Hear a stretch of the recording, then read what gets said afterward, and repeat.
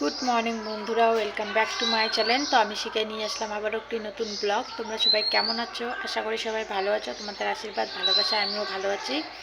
তো আজকে হচ্ছে শুক্রবার আর এখন সকাল বাজে 7টা।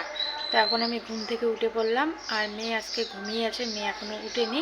তো চলো আমি ফটাফট করে কাজ করে নেব। আর আমাদের এখানে কীর্তনের শব্দ আওয়াজ শুনতে পাচ্ছ কালকের থেকে।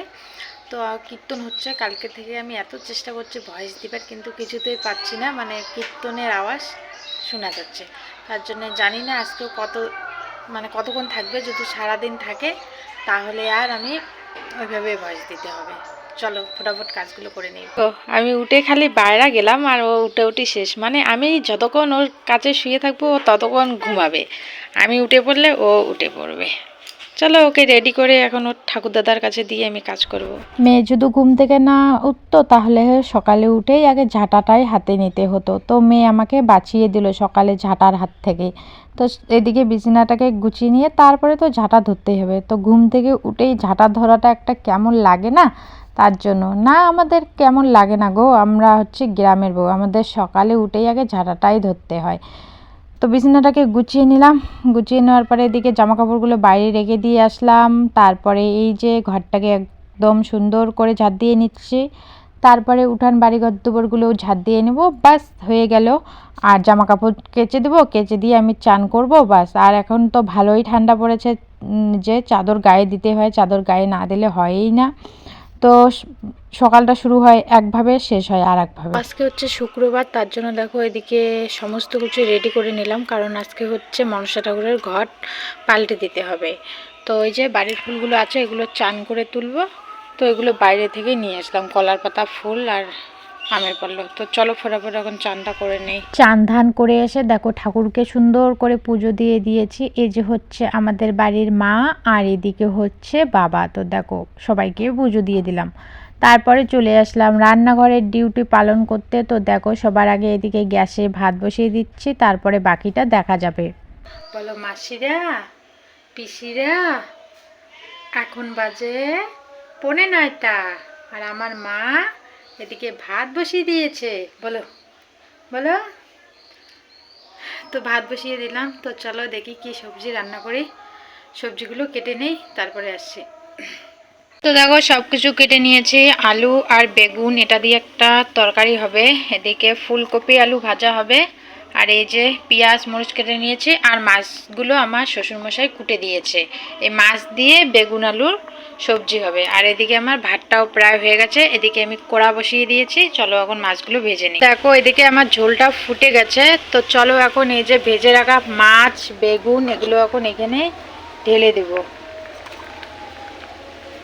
তো বন্ধুরা দেখো কত কাপড় কেচেছি, এখনো শুকাতে দিতে পারিনি। তো চলো বাবার জন্য ভাত বেড়ে বাবাকে খেতে ডেকে আমি কাপড়গুলো শুকাতে দিব। এই যে হচ্ছে রান্না বান্না, মাছ বেগুন আলু দিয়ে একদম সাদা মাটা সিম্পলভাবে, কোনো বাটা মশলা দেই নেই, সব কেটে দিয়েছি, বাবাকে খেতেও দিয়ে দিয়েছি। আর এদিকে হচ্ছে যে ফুলকপি আলু ভাজা। বন্ধুরা কতগুলো জামা কাপড় এখানে মেলে দিলাম একটার, আর ওইখানে দেখো এক বালতি আছে। এগুলো যে কোথায় মেলি জায়গায় নেই। দেখো যে তার পুরো ভর্তি, এই মাথা থেকে এই মাথা। আজকে অনেকগুলো কাপড় জামা কেচে দেওয়া হয়েছে। আমার ননাসের তারে দিয়ে দিলাম, ওদের তারটা ফাঁকা ছিল ওইখানে দিয়ে দিলাম। আরও দেখো ওইখানে আছে কাপড়, মোজা একটা প্যান্ট বাড়ির মধ্যে আছে, এগুলো বাড়িতে দিয়ে দিচ্ছি। চলো তো বন্ধুরা খাওয়া দাওয়া কমপ্লিট হয়ে গেছে, আধা ঘন্টা কি 1 ঘন্টা হয়ে গেল। তো এখন ফাঁকায় আছি।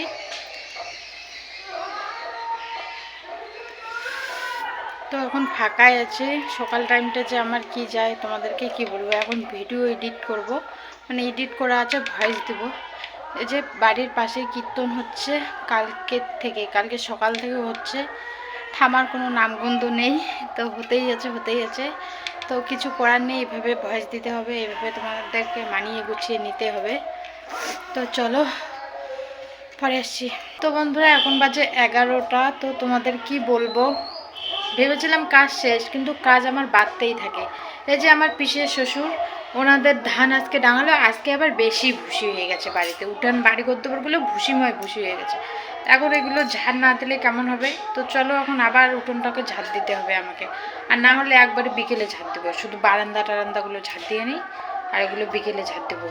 আর না ঝাড় দিলেও কি খারাপ লাগে, মানুষজন আসে বাড়িতে বলবে যে নোংরা।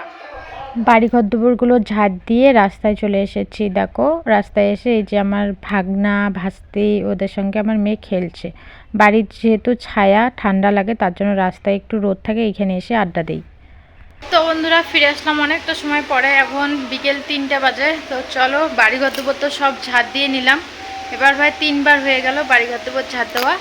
তো এখন যাচ্ছি কাপড় চোপড়গুলো নিয়ে আসতে, ওদের আবার ধান দাঙাচ্ছে, জানি না বাড়িঘর দুপুরে আবার কি হবে। আর ঝাড় দেবো না, কি হয় হোক গা। তো চলো জামা কাপড়গুলো নিয়ে এসে তারপরে কথা বলছি। কাপড় জামাগুলো নিয়ে এসে যে এখানে রেখে দিলাম, চলো এখন বাকি কাজগুলো করে নেই। এখন বাজে 4টা।